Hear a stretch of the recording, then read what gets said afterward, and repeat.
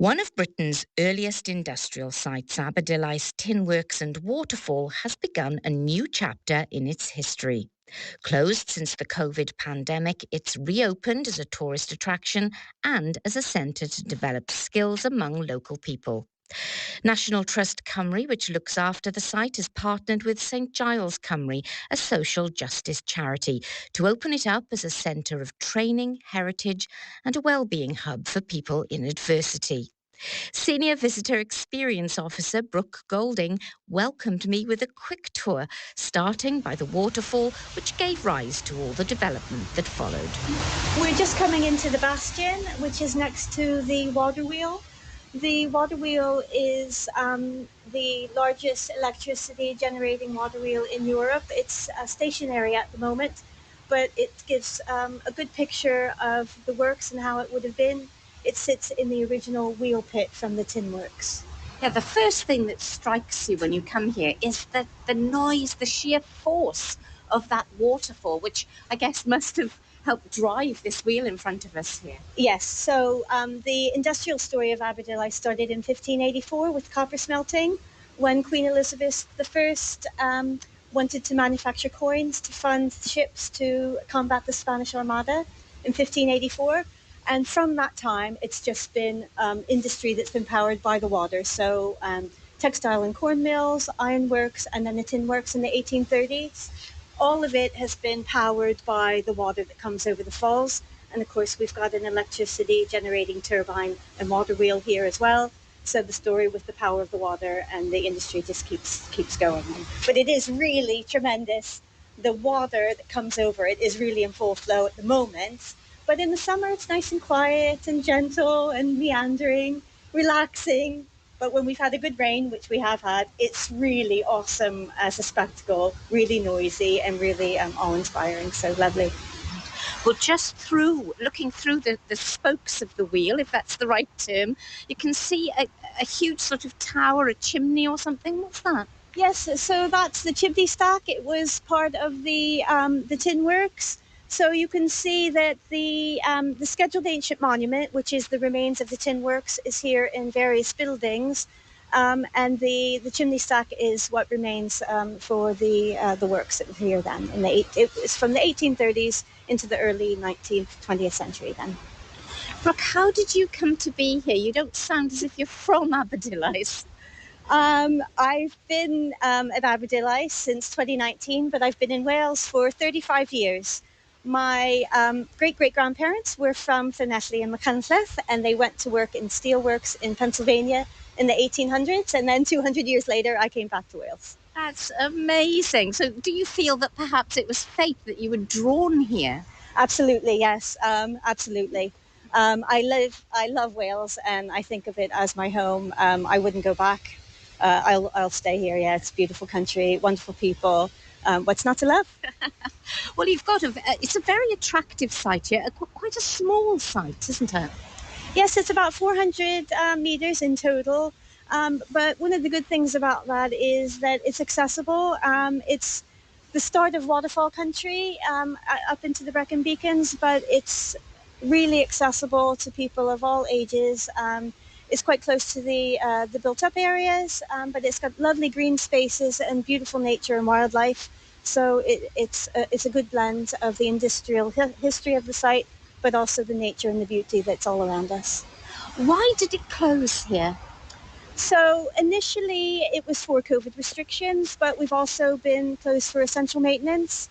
We've had extensive work done on this rock face cliff here that you can see behind us to stabilize that and make it safe for the site. We've also sustained some river damage to the walls there from flooding in recent years, so we've been supporting the river walls and stabilizing the rock face. Because we are surrounded by rock face, we should say, really. Yeah. Yes, it's very dramatic, and actually the works now to stabilize the cliff face makes it much more visible to the visitors, so you can see just how dramatic the site is with the cliffs and the rocks. We've got obviously the scheduled ancient monument, the water wheel, the beautiful waterfalls, but we've also got our second-hand bookshop, which is the site of the old Tin Works Library and was also a Victorian school. for the children of the tin workers, but also the children that worked on site. We had children as young as 8 years old working on site in the tin works. And that's a really lovely building, and it's our second-hand bookshop, so it provides a nice warm welcome. We've got books there and DVDs, but also rubbing trails for the children, tin workers' costumes, scavenger hunts, and they can pick everything up and walk around on site. And we are accepting book donations, so if anyone is having a spring clean, they'd be very welcome to bring any donations to us, and anything that's sold then comes back to Aberdillice for conservation and maintenance. Well, we've come down nearer to the entrance to the site now, appropriately, because the site isn't just going to welcome visitors now, is it? It's turning a new chapter in the history of this site. And with me is, introduce yourself. Hi, I'm Anne-Marie Rogan. I'm from St Giles, Cymru, and I'm the Wales Business Development Manager. So, Anne-Marie, tell me, what's your part here? I work for a charity called St Giles, who strongly believe that people, irrespective of their background, should have a chance for a positive future. So what we're doing here at the National Trust is working in partnership to help people who wouldn't traditionally volunteer and have the opportunity to come here to learn about their heritage, to be out in nature, and to participate in training and volunteering that will help them be part of the community, improve their life, and generally look upon improving their well-being. How did this partnership come about?